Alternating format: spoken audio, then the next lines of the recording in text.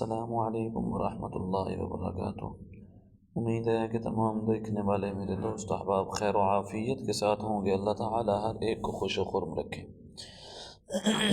اما عائشہ صدیقہ رضی اللہ تعالی عنہا کا ایک واقعہ آپ حضرات کی سماعتوں کی نظر کرنے لگا ہوں۔ ایک مرتبہ حضرت عائشہ صدیقہ رضی اللہ تعالی عنہا درہم دھو رہی تھی۔ آپ صلی اللہ علیہ وسلم گھر میں تشریف لائے۔ فرمایا عائشہ کیا کر رہی ہو؟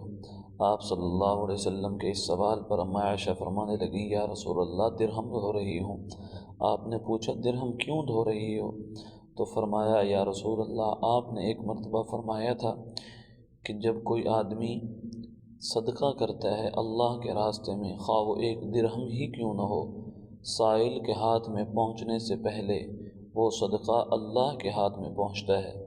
اس لیے میں جب بھی صدقہ کرتی ہوں تو میں دراہم دھو کر صدقہ کرتی ہوں، اس لیے کہ ایسا درہم میں اللہ کے راستے میں خرچ نہ کروں کہ جس درہم پر میل کچیل ہو، مٹی ہو، کیونکہ وہ میں اللہ کے راستے میں خرچ کر رہی ہوں۔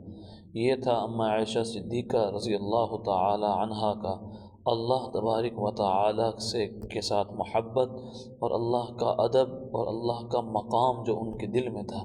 اللہ تبارک و تعالی سے دعا ہے کہ اللہ تعالی ہمیں بھی ایسی محبت اور ایسا مقام اپنے دل کے اندر اور اللہ کی محبت نصیب فرمائیں۔